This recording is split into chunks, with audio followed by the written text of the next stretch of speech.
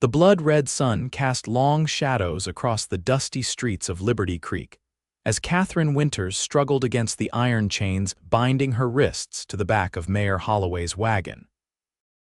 Her crime wasn't theft or murder, it was daring to speak the truth about the corruption plaguing their town and demanding women be given the right to vote in the upcoming territorial elections. The year was 1878, and the Dakota Territory was still a wild and untamed land, where justice often came from the barrel of a gun rather than a courtroom.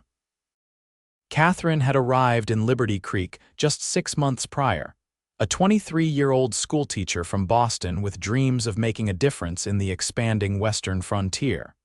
Her fiery spirit and educated mind had immediately put her at odds with the town's leadership. Let this be a lesson. Mayor Holloway bellowed to the gathered crowd. This is what happens to women who forget their place. He climbed onto his wagon seat, preparing to parade Katherine through town before sending her away on the next stage. Katherine pulled against her restraints, the metal cutting into her wrists. "You're afraid of the truth," she shouted, her voice strong despite her predicament. "Afraid of progress." The mayor's face reddened as he raised his whip. "One more word from you, that's enough." The voice cut through the murmuring crowd like a knife. The onlookers parted as a tall figure strode forward. Daniel Reid moved with the easy confidence of a man who'd spent his life in the saddle.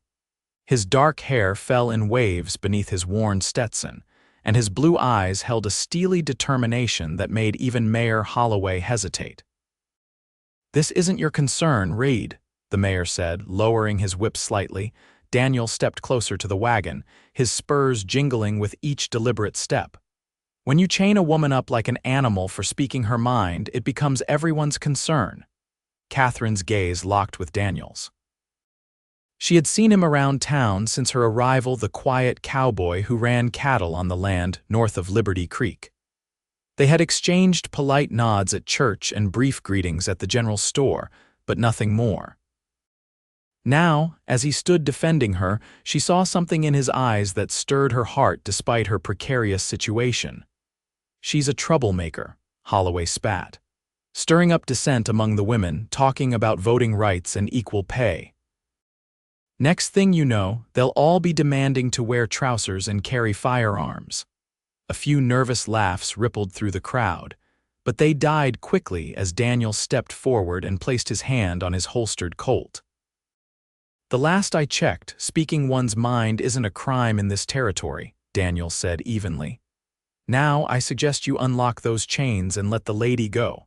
Mayor Holloway puffed up his chest. "I'm the law in this town, Reid. You do well to remember that." "And I'm a citizen who doesn't take kindly to seeing injustice," Daniel countered. "You parade her through town like this, and I'll make sure the territorial governor hears about it. I don't think he'd approve of your methods, especially with statehood on the horizon." The mayor's face paled. The Dakota Territory was eager to achieve statehood, and reports of backward justice wouldn't help their case. He glanced around at the crowd, sensing the shift in mood. "The lady stays chained until I decide otherwise," Holloway insisted, though with less conviction. In one fluid motion, Daniel drew his revolver, the action silencing the crowd. "I'm not asking again. Unlock the chains and let her speak her piece." The tension stretched taut as a bowstring. Katherine held her breath, feeling the weight of the moment. She had spoken out about the injustices she saw, but never expected someone to risk everything for her cause, especially not the reserved cowboy who kept mostly to himself. Mayor Holloway finally reached into his pocket and produced a small key. "Fine. But she leaves town by sundown tomorrow, or I'll have both of you arrested." Daniel kept his gun trained on the mayor as Holloway reluctantly unlocked Katherine's chains. The metal fell away, leaving angry red marks on her wrists. Daniel holstered his weapon and offered Katherine his hand. "Madam," he said, his voice gentler now, "I believe you were making a point before you were so rudely interrupted." Katherine rubbed her sore wrists, surprised by the unexpected ally. She stood tall, smoothing her rumpled dress and addressed the gathered townspeople.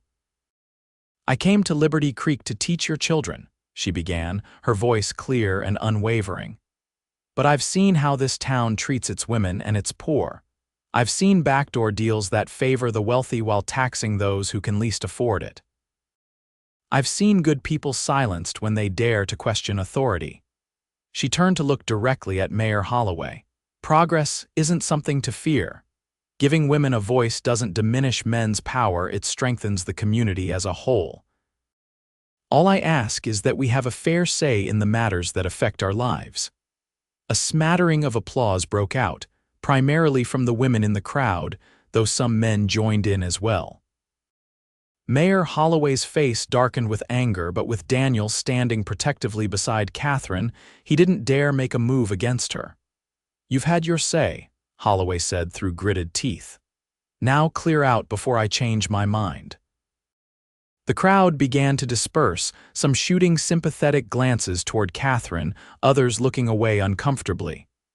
Daniel placed a gentle hand at her elbow.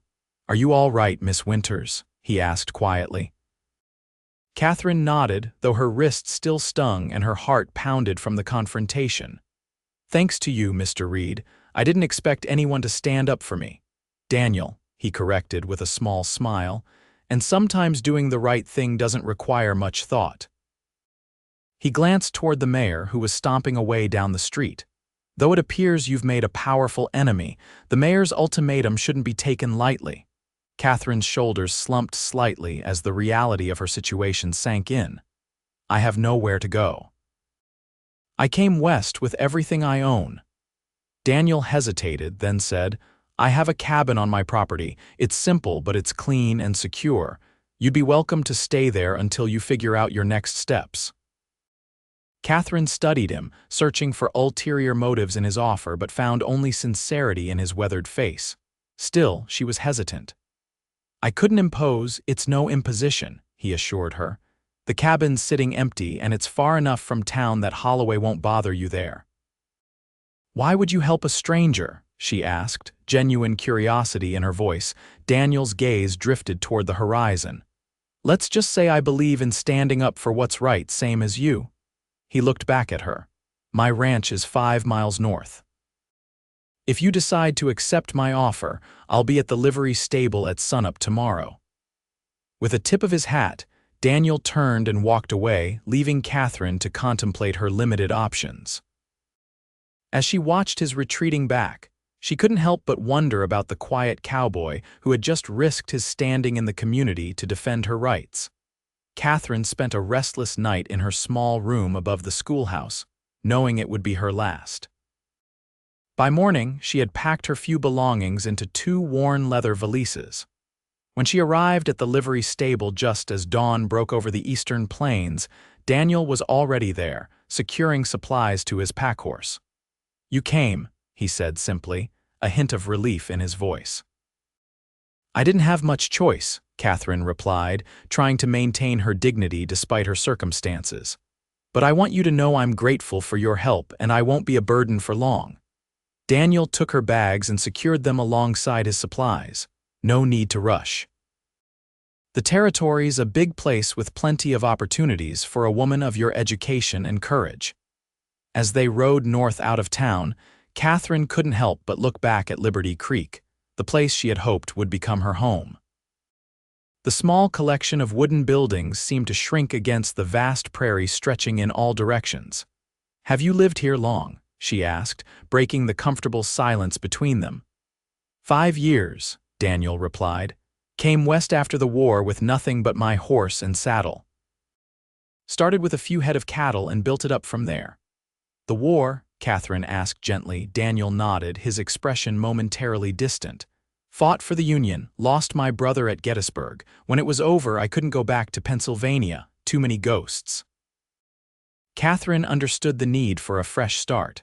"I'm sorry about your brother."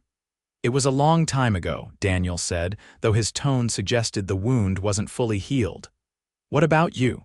What brings a Boston schoolteacher all the way to Dakota Territory?" Katherine smiled ruefully. "Adventure, purpose. I read about the need for teachers in the Western Territories and thought I could make a difference," she sighed. "I suppose I was naive. Not naive, Daniel corrected. Brave, most folks just complain about problems, you try to solve them. They rode in companionable silence for the next hour, the rhythmic plodding of the horses' hooves against the prairie grass creating a soothing backdrop. The morning sun climbed higher, warming the cool spring air. "There it is," Daniel said eventually, pointing toward a stand of cottonwood trees in the distance. "Reid Ranch." As they drew closer, Katherine could make out a sturdy log house set against the tree line with a barn and several corrals nearby. A creek wound its way through the property, providing water for the cattle grazing on the surrounding grassland. It was modest compared to some of the larger ranches in the territory, but Katherine could see it had been built and maintained with care. "It's lovely," she said sincerely. Daniel's expression softened with pride. "It's not much, but it's mine. The cabin I mentioned is just beyond that rise near the creek. It's where I lived while building the main house." They rode past the main house toward a small cabin nestled among the cottonwoods. It was simple but solid, with a stone chimney and a small covered porch.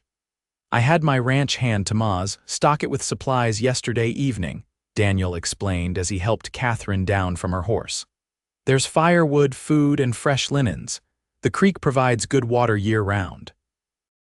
Katherine was touched by his thoughtfulness. "Thank you, Mr. Daniel. This is more than I could have hoped for." He unlocked the cabin door and carried her bags inside. The interior was basic but clean, with a small kitchen area, a table with 2 chairs, and a curtained-off sleeping space. A stone fireplace dominated one wall.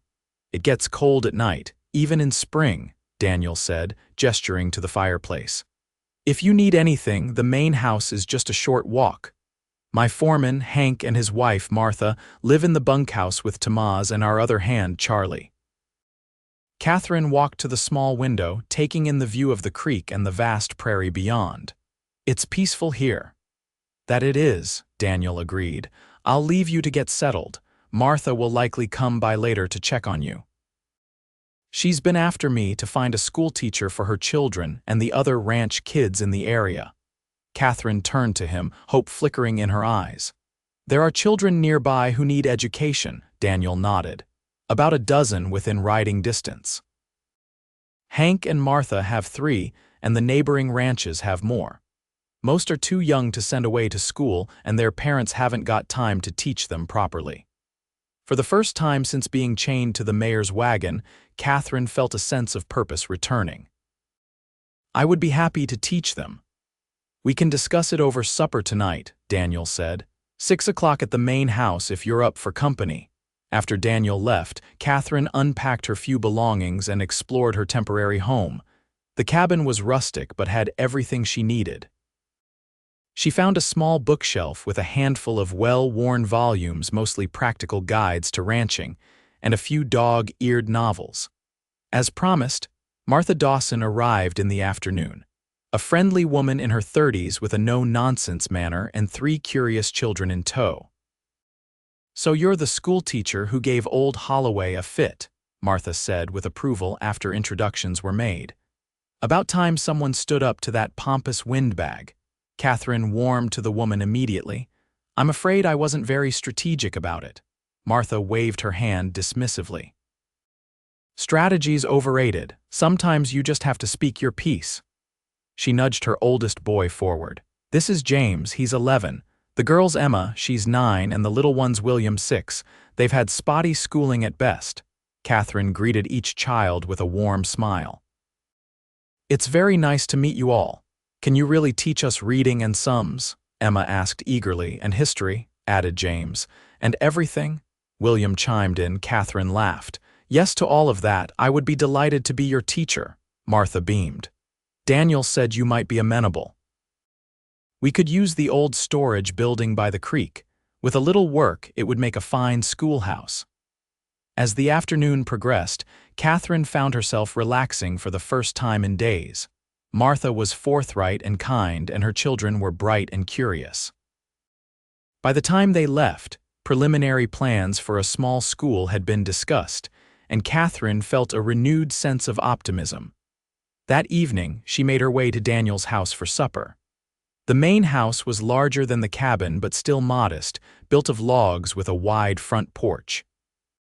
Inside, the furnishings were simple but sturdy, with a few touches that spoke of care: handmade quilts, a rocking chair by the fireplace, shelves lined with books. Daniel welcomed her at the door. Without his hat, his dark hair fell in unruly waves, and he'd exchanged his work clothes for a clean shirt and trousers.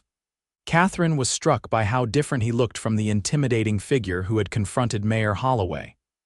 "Welcome," he said, stepping aside to let her enter. "I hope the cabin's comfortable enough." "It's perfect," Katherine assured him, "and Martha's visit was just what I needed. She mentioned the possibility of setting up a school here." Daniel nodded as he led her to the dining room where a simple but appetizing meal awaited. "Martha's been after me about that for a year now. Seems Providence brought you our way."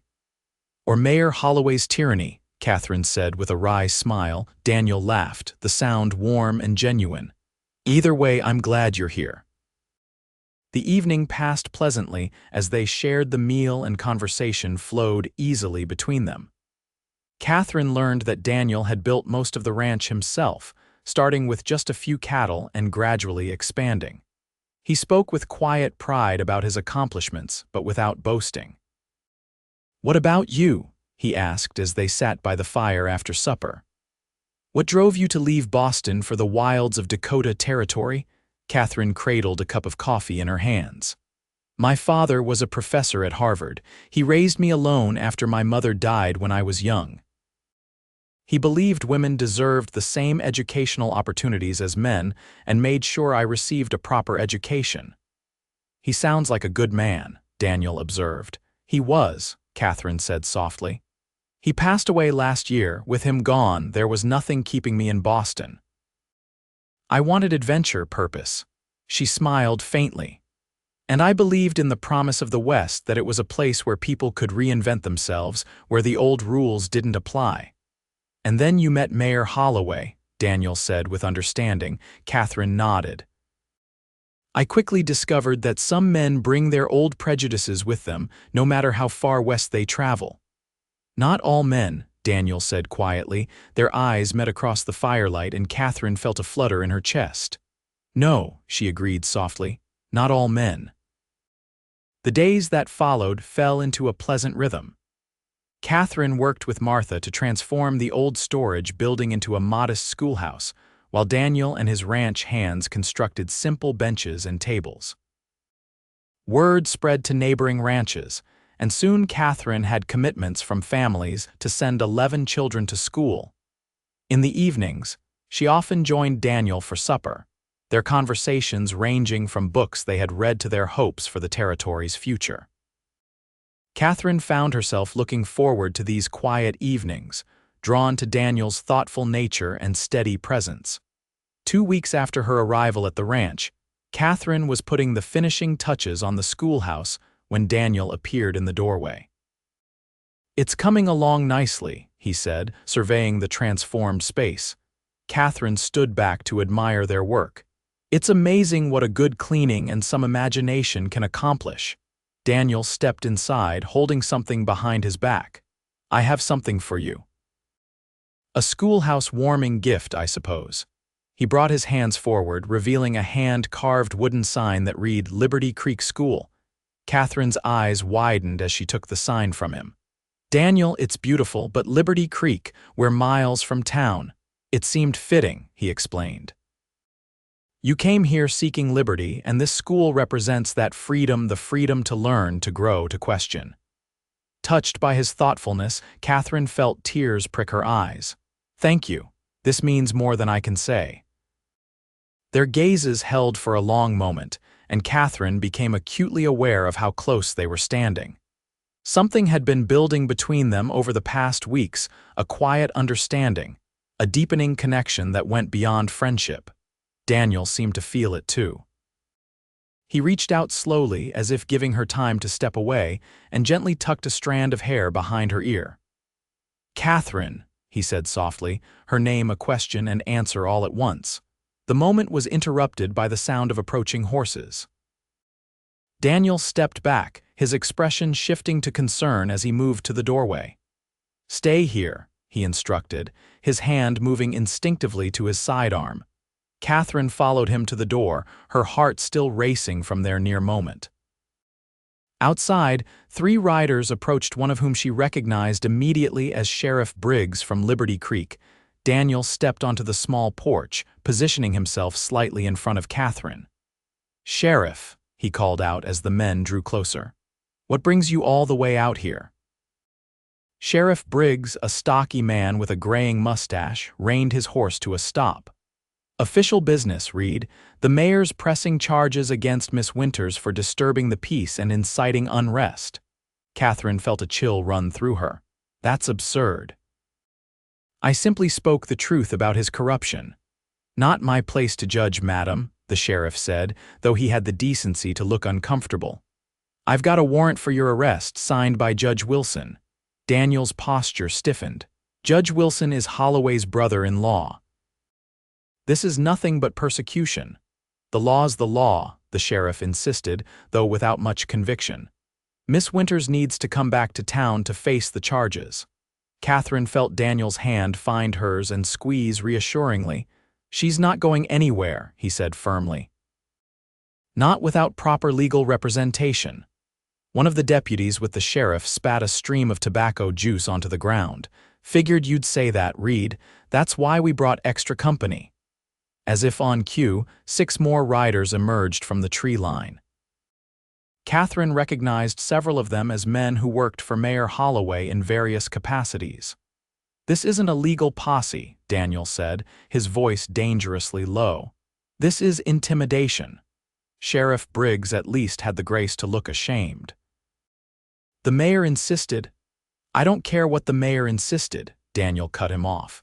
"This is my property, and Miss Winters is under my protection."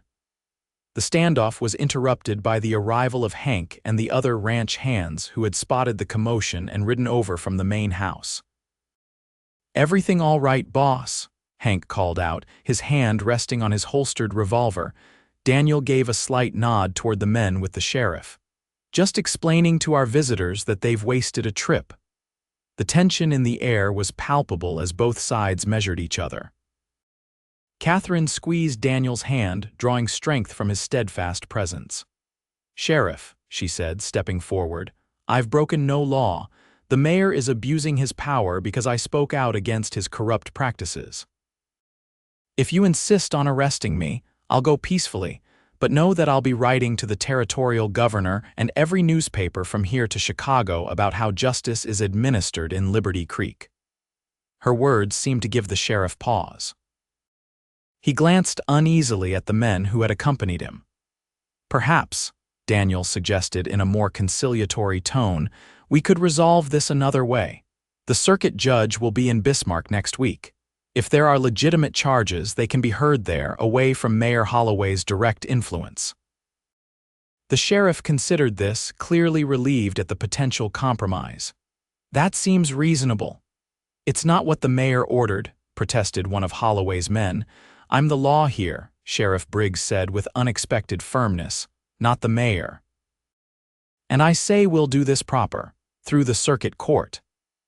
After a brief but heated discussion, the sheriff agreed that Katherine would present herself to the circuit judge in Bismarck the following week, with Daniel accompanying her as witness and protector. The compromise reached, the unwelcome visitors departed, leaving Katherine and Daniel standing together on the schoolhouse porch. "Are you all right?" Daniel asked once they were alone. Katherine nodded, though she was shaking slightly from the confrontation. "I'm fine." "Just angry that he would go to such lengths. Men like Holloway can't stand to be challenged, especially by a woman," Daniel said, "but you stood your ground admirably." "We stood our ground," Katherine corrected. "I don't know what I would have done if you hadn't been here." Daniel's expression grew serious. "Katherine, I need to tell you something before they return or we leave for Bismarck." Her heart quickened at his tone. "What is it?" He took both her hands in his. "These past weeks, getting to know you, seeing your courage and determination." "I've never met anyone like you."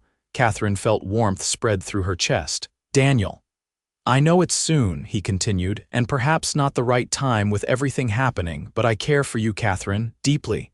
And whatever comes, I want you to know that." The sincerity in his eyes took her breath away. In that moment, Katherine knew her feelings for Daniel had grown far beyond gratitude or friendship. There was a connection between them that had formed swiftly but felt as solid as the mountains on the western horizon. "I care for you too," she whispered, the words both frightening and freeing to speak aloud. Daniel's face lit up with hope. Slowly, giving her every chance to pull away, he leaned forward and brushed his lips against hers. The kiss was gentle, questioning, and over almost as soon as it began. "I've wanted to do that since I saw you standing up to Holloway in town," he admitted with a smile. Katherine laughed softly. "Even while I was chained to a wagon, especially then," he said, suddenly serious again. "Your spirit, your fire, it's what drew me to you from the start." They stood together as the sun began to set, casting long shadows across the prairie. The future was uncertain, with Mayor Holloway's threats still hanging over them, but in that moment, Katherine felt a sense of peace she hadn't known in a long time. The journey to Bismarck took 2 days. They traveled with Hank and Tamaz for additional protection, camping under the stars the first night. Katherine had never experienced the wilderness so intimately. The vastness of the night sky above the prairie took her breath away. "It's like being at the bottom of an ocean of stars," she said as she and Daniel sat by the campfire after supper. Daniel smiled at her wonder. "That's why I could never go back east. Too many buildings, not enough sky." They arrived in Bismarck late the following day. The territorial capital was larger than Liberty Creek, but still a frontier town at heart, with wooden sidewalks and hitching posts lining the main street. The circuit judge, a stern man named Harrington, heard Katherine's case the next morning. To her surprise, Sheriff Briggs testified on her behalf, admitting that the mayor's charges were exaggerated and politically motivated. "In my judgment," Judge Harrington concluded, "the evidence does not support the charges brought against Miss Winters. Case dismissed." Relief washed over Katherine. She turned to Daniel, who squeezed her hand in congratulation. Their victory was short-lived, however. As they left the courthouse, a messenger approached with a telegram for Katherine. Her hands trembled as she read the brief message. "What is it?" Daniel asked, concern etching his features. "Mayor Holloway," she said, her voice tight. "He's fired me officially from my teaching position and has forbidden any of the town's children from attending any school I might establish. He's also convinced the Territorial Education Board to revoke my teaching certificate on grounds of moral turpitude." Daniel's expression darkened with anger. "He can't do that." "Apparently he can," Katherine said, fighting back tears of frustration. "He has connections on the board." Daniel guided her to a nearby bench. "This changes nothing about the school at the ranch. The Territorial Board has no jurisdiction over private education. But my certificate means nothing to the families who have already committed their children to your school," Daniel assured her. "They know your character and your abilities." Katherine drew strength from his confidence. "You're right, this is just another attempt to silence me. And like all the others, it will fail," Daniel said firmly. They spent another day in Bismarck, during which Daniel insisted on taking Katherine to a proper restaurant for dinner, her first restaurant meal since leaving Boston. They talked late into the evening, sharing stories from their pasts and cautious hopes for the future. As they prepared to leave Bismarck the following morning, Daniel surprised Katherine by leading her to a small shop off the main street. "What are we doing here?" she asked as he ushered her inside. "I thought you might need some supplies for the school," he explained. The shop was filled with books, slates, chalks, and various educational materials. Katherine's eyes widened at the sight.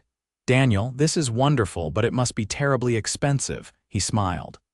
"Consider it an investment in the future of the Dakota Territory. Choose whatever you need."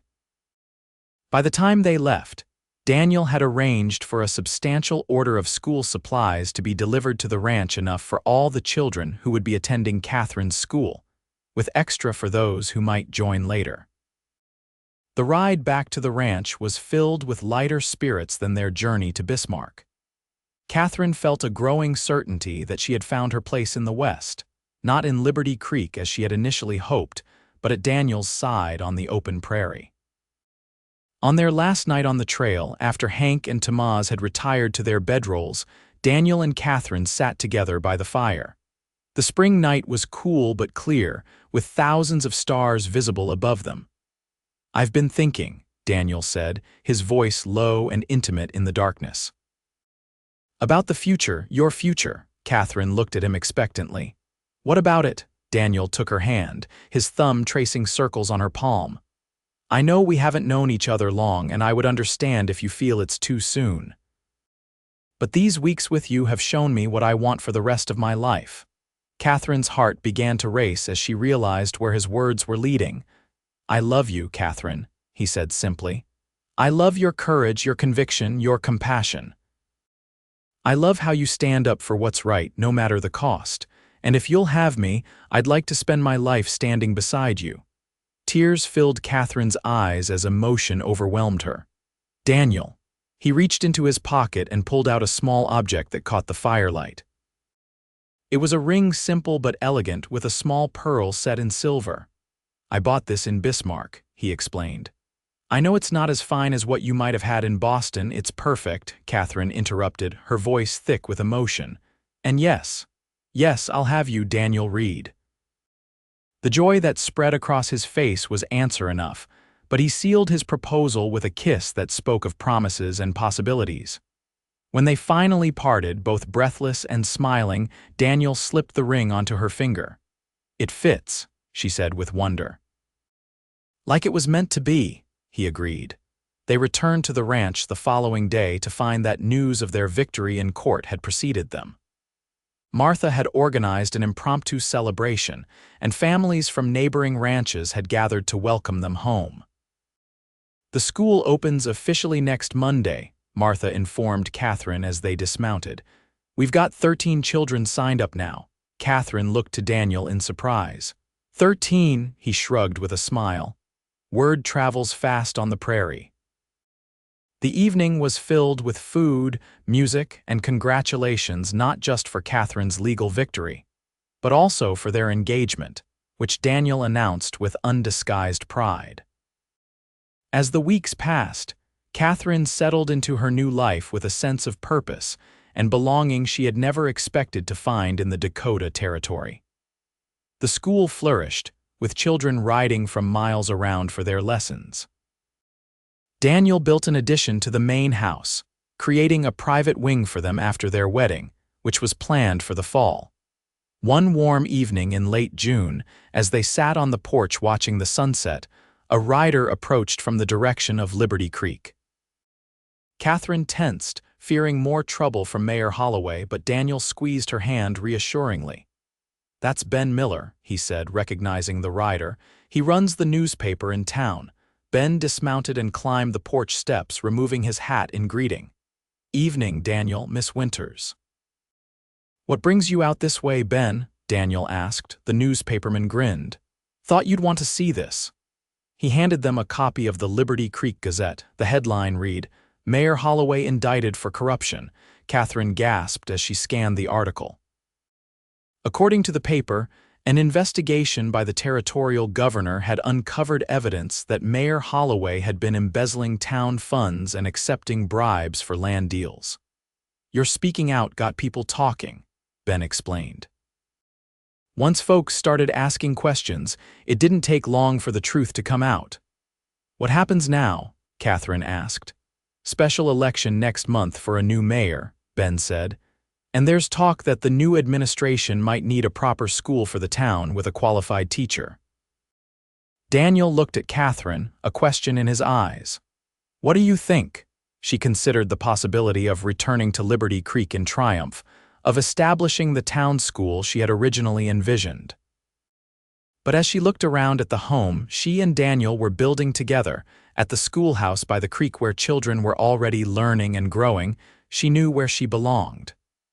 "My place is here," she said firmly. but perhaps we could expand our school to welcome any children from town whose parents are willing to make the journey. Daniel smiled, understanding her choice. We could arrange a wagon to bring them out. Ben nodded approvingly. I'll put that in the paper. And I'd like to do a proper story about your school if you're amenable. Pioneer education on the prairie, something like that. After Ben departed with promises to return for a full interview, Katherine and Daniel remained on the porch as twilight deepened into night. Are you sure? Daniel asked gently. About not going back to town, it would be a kind of vindication. Katherine leaned against his shoulder, watching the first stars appear in the darkening sky. I don't need vindication. What happened in Liberty Creek led me here to you. I wouldn't change that for anything. Daniel pulled her closer, pressing a kiss to her temple. Nor would I, though I confess I'm grateful every day that I happened to be in town the day Holloway chained you to that wagon. Providence, Katherine murmured, echoing what Daniel had said weeks earlier. Providence indeed, he agreed. The summer passed in a blur of activity. Katherine's school continued to grow, now with 17 students, including 4 from Liberty Creek who made the journey by wagon each day. Daniel's cattle herd prospered, and the ranch expanded with the addition of a new corral and improvements to the bunkhouse. Their wedding was set for the first Saturday in October, when the autumn colors would be at their peak and the harvest complete. Katherine wrote to her few remaining relatives in Boston, inviting them to the ceremony, though she didn't expect many to make the long journey west.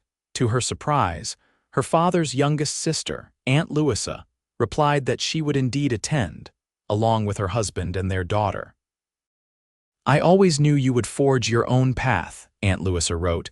Your father would be so proud of all you've accomplished. The letter brought tears to Katherine's eyes. Daniel found her on the porch, reading it for the 3rd time.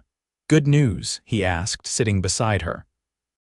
Katherine nodded, wiping away a tear. My Aunt Louisa is coming to the wedding. She was my father's closest confidante. They shared the same progressive views on education and women's rights. Daniel smiled. I look forward to meeting her. She must be remarkable to have made such a journey at her age. She's only 50, Katherine said with a laugh. And yes, she is remarkable. You'll like her. As the wedding day approached, Katherine found herself reflecting on the extraordinary turn her life had taken. Less than 6 months ago, she had been chained to a wagon, humiliated and facing exile. Now she was preparing to marry a man who respected her mind as much as her heart, running a school that was making a real difference in children's lives, and witnessing the slow but steady progress of women's rights in the territory. The Saturday before the wedding, Daniel took Katherine on a ride to a part of his property she had never visited, a high ridge overlooking the entire ranch and the surrounding prairie. I wanted to show you something, he said as they dismounted. He took her hand and led her to the edge of the ridge, where a magnificent view spread out before them. What do you see? Katherine surveyed the landscape, the meandering creek, the grazing cattle, the main house and outbuildings in the distance, the schoolhouse with its new coat of white paint. Home, she said simply. Daniel's face lit up with pleasure. Exactly. But there's more. He pointed to a clearing near a stand of oak trees. I've been thinking about building a proper house there, something bigger than what we have now, with room for a family to grow. Katherine's heart swelled at his words. A family? Daniel looked suddenly uncertain. I mean, if that's what you want. I know we haven't discussed children specifically. Katherine silenced him with a kiss. It's exactly what I want, she assured him when they parted. A home, a family, a future with you. Relief and joy spread across his features. Then it's settled. We'll start planning after the wedding. The wedding day dawned clear and crisp, with the cottonwoods along the creek turned to gold by the autumn sun. Aunt Louisa had arrived 3 days earlier with her family, immediately endearing herself to Daniel with her straightforward manner and genuine interest in the ranch. The ceremony was held outdoors, beside the schoolhouse Katherine had come to love. Nearly everyone from the surrounding ranches attended. along with a surprising number of people from Liberty Creek, including Sheriff Briggs and the newly elected mayor, a reform-minded merchant named Harrison. Katherine wore a simple gown of ivory silk that Aunt Louisa had brought from Boston, with wildflowers in her hair instead of a veil.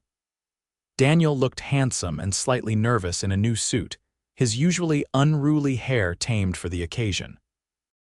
The local preacher, who rode a circuit much like the judge, performed the ceremony with warmth and humor.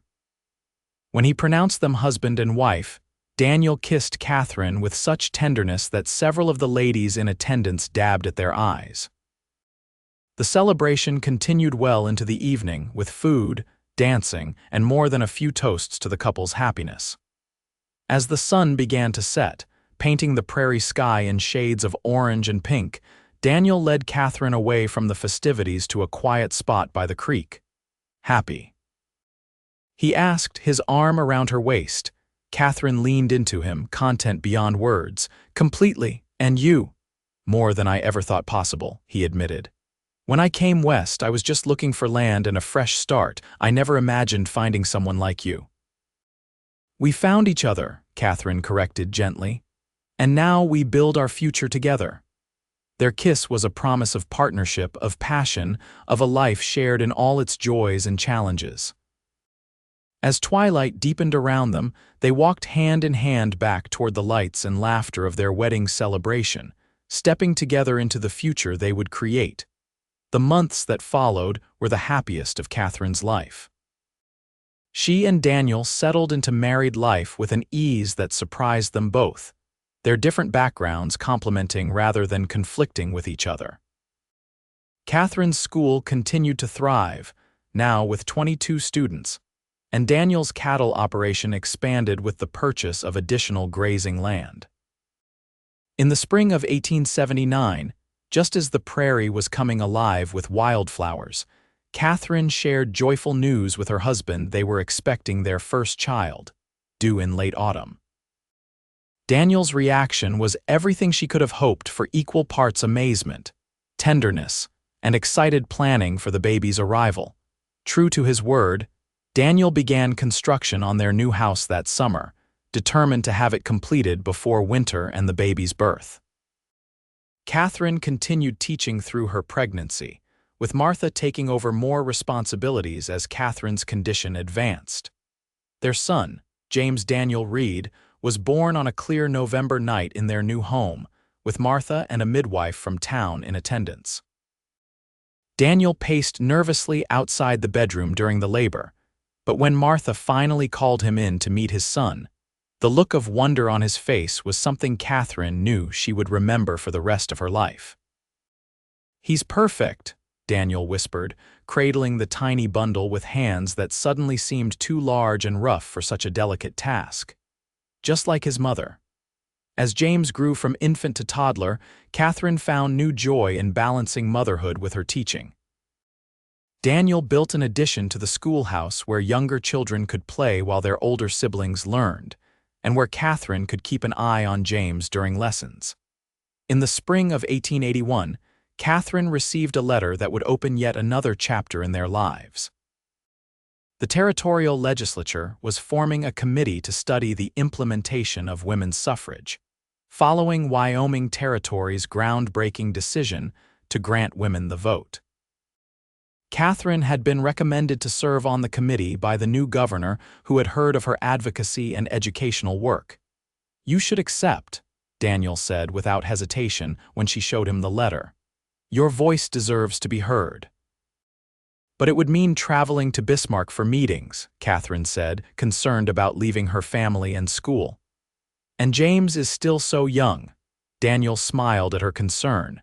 "James and I will manage just fine. This is important work, Katherine. It's part of why I fell in love with you, your passion for justice and equality." With Daniel's encouragement, Katherine accepted the appointment. Over the next 2 years, she divided her time between the ranch, her school, and her work on the committee, traveling to Bismarck every few months for meetings. Her experiences as a teacher and her articulate advocacy made her an influential voice in the discussions. In 1883, the Dakota Territory legislature voted to include women's suffrage in the proposed state constitution, though the provision would later be removed before statehood was granted. Despite this setback, Katherine took pride in having contributed to the progress that had been made. By this time, their family had grown again with the birth of their daughter, Elizabeth Louise Reid, named for Katherine's mother and aunt.